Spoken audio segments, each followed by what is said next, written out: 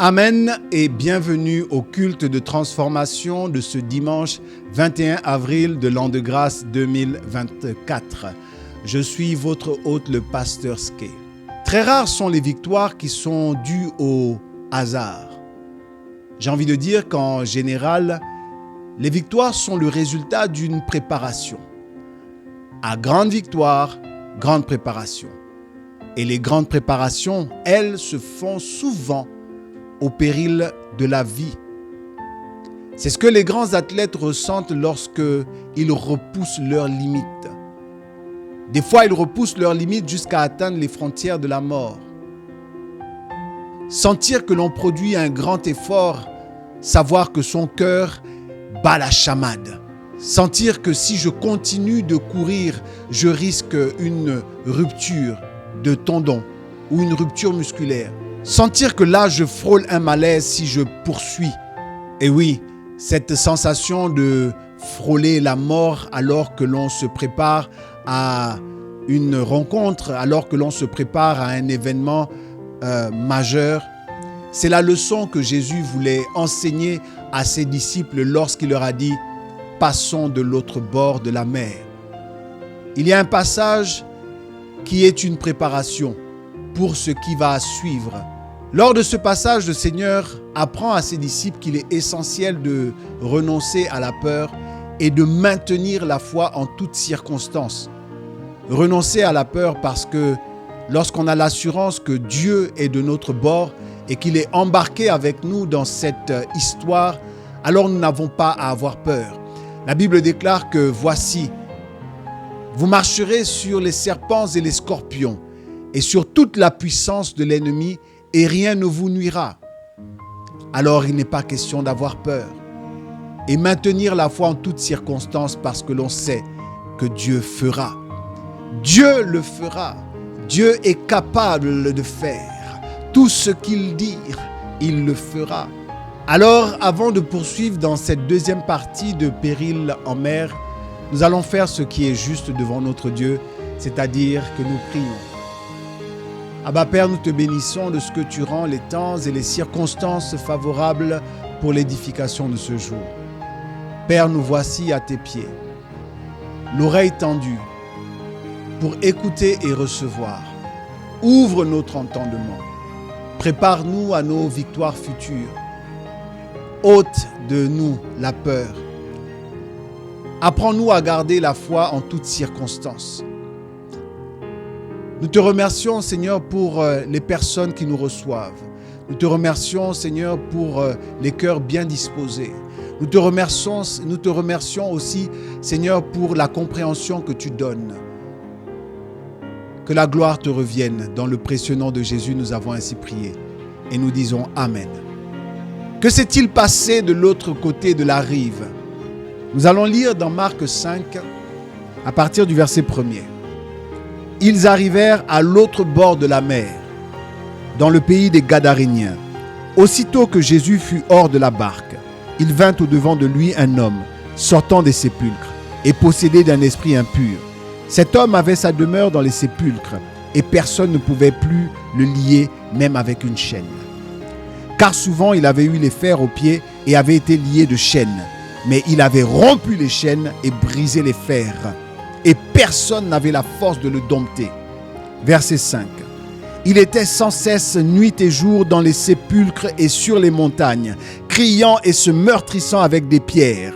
Ayant vu Jésus de loin, il accourut, se prosterna devant lui et s'écria d'une voix forte: « Qu'y a-t-il entre moi et toi, Jésus, fils du Dieu très haut? Je t'en conjure au nom de Dieu, ne me tourmente pas. » Car Jésus lui disait: « Sors de cet homme, esprit impur. » Et il lui demanda: « Quel est ton nom? » « Légion est mon nom, lui répondit-il, car nous sommes plusieurs. Et il le priait instamment de ne plus les envoyer hors du pays. Il y avait là, vers la montagne, un grand troupeau de pourceaux qui paissaient.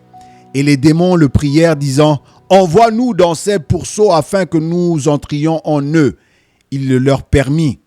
Et les esprits impurs sortirent, entrèrent dans les pourceaux, et le troupeau se précipita des pentes escarpées dans la mer. il y en avait environ 2000 et ils se noyèrent dans la mer. Amen. En Marc 4, nous avons vu la semaine dernière que Jésus a ordonné qu'une barque soit apprêtée pour traverser. Et il dit à ses disciples, allons de l'autre bord de la mer. Et dans la nuit, quelque chose d'extraordinaire va se produire.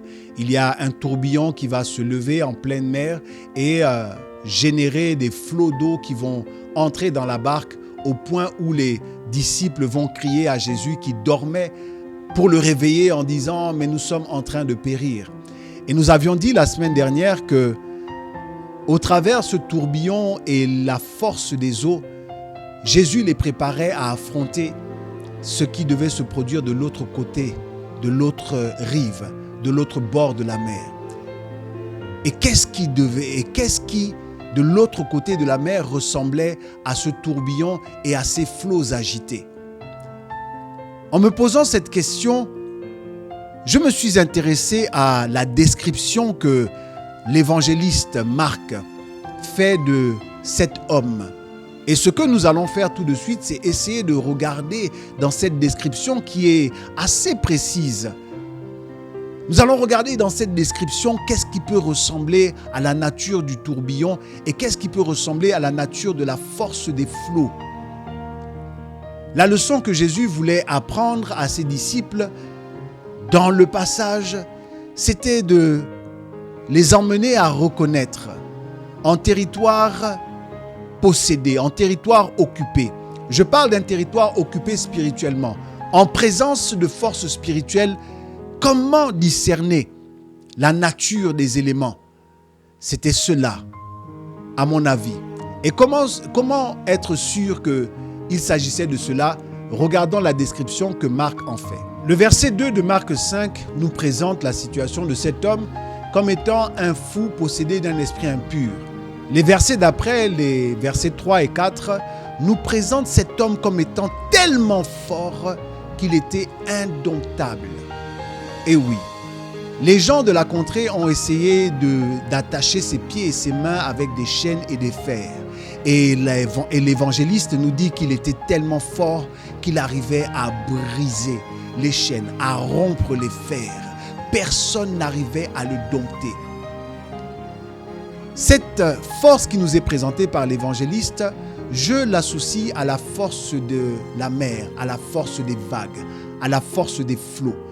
Ces descriptions sont importantes. Jésus a menacé la mer et il voulait enseigner à ses disciples qu'en présence, en face de forces spirituelles, il faut pouvoir identifier, il faut pouvoir discerner ce qui est de la nature des éléments à l'intérieur d'eux. Et c'est comme ça que l'on sait à peu près en présence de quoi on se tient. Cet homme est un homme fort.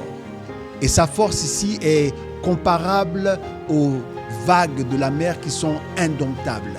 Le psalmiste, dans le psaume 89, au verset 9, parle de cette force des flots que Dieu dompte. Il est en effet écrit « Tu domptes l'orgueil de la mer.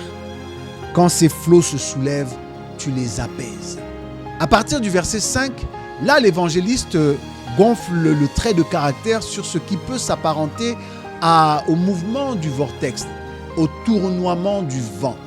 Quelque chose qui ressemble au tourbillon.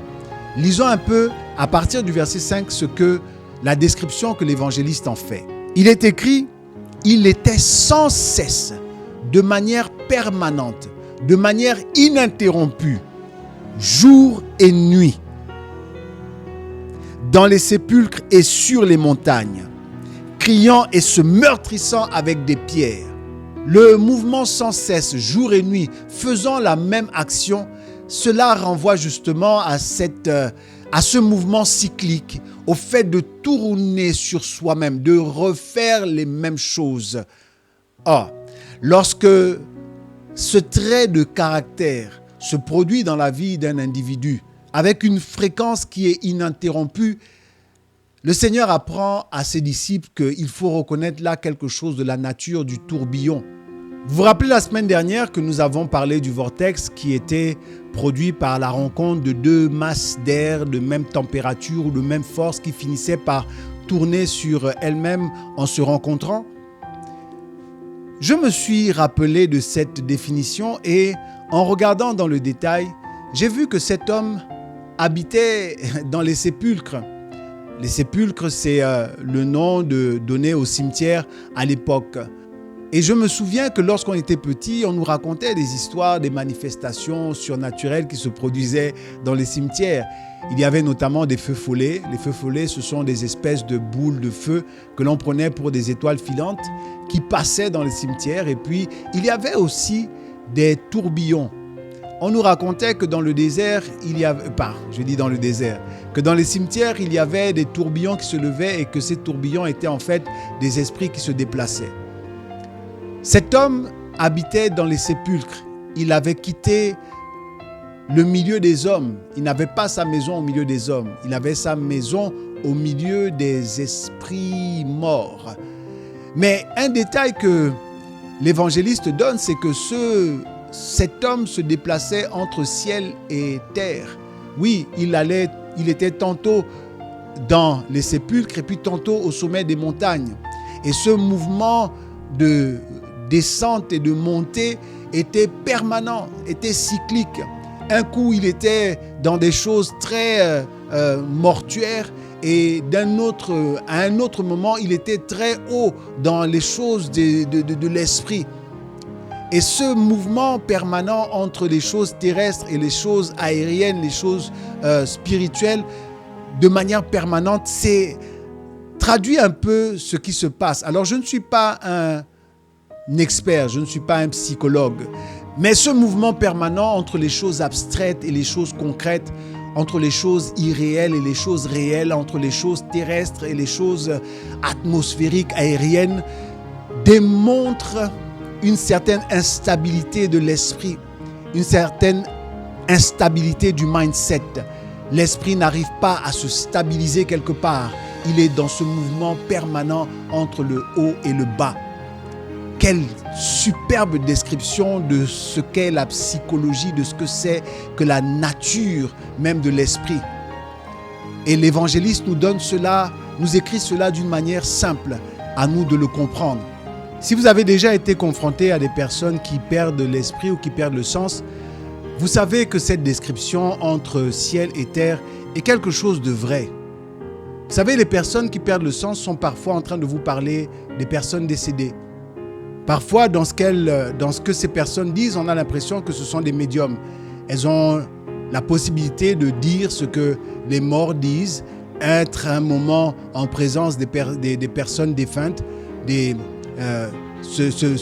être leur porte-parole ou bien dire ce qui se produit là-bas. Et puis à un autre moment, on a l'impression qu'ils sont très dans les airs, ils sont capables de dire des choses spirituelles ou bien même de dire quelque chose parfois qui ressemble à des prophéties, de dire même quelles sont les influences parfois qui pilotent et gouvernent une nation. Ils sont capables de vous dire que les esprits des eaux ont fait ceci, les esprits des montagnes, des esprits des hauteurs ont tel projet pour le pays. Waouh! J'ai été tellement bouleversé par cette petite description entre sépulcre et montagne, mais qui traduisent des réalités que l'on connaît, des réalités parfois qui touchent des personnes autour de nous, des gens qui perdent le sens. Enfin, l'évangéliste s'intéresse donc à l'esprit qui est en présence de Jésus. Jésus lui demande quel est ton nom. Et il dit, je m'appelle Légion car nous sommes nombreux ici. Une fois de plus, c'est cet esprit qui est nombreux qui emmène autant de perturbations dans la vie de cette personne-là. C'est vrai que en regardant dans les livres et surtout dans les moteurs de recherche, on se rend compte que la taille d'une légion romaine était comprise entre 3000 et 5000 personnes. Mais c'est vrai qu'à la fin de ce récit, l'évangéliste dit qu'il y avait un troupeau de pourceaux de 2000 bêtes et que les esprits ont demandé à être transférés, à entrer dans les bêtes. Il y avait environ 2000 bêtes. Ça ne veut pas dire qu'il y avait 2000 esprits. Peut-être qu'ils étaient plus. Mais ce que le Seigneur voulait enseigner, il l'a enseigné à ses disciples en les préparant à passer de l'autre bord et en manifestant cette autorité en présence de cet homme qui était possédé. Par la suite, cet homme va demander à suivre Jésus-Christ.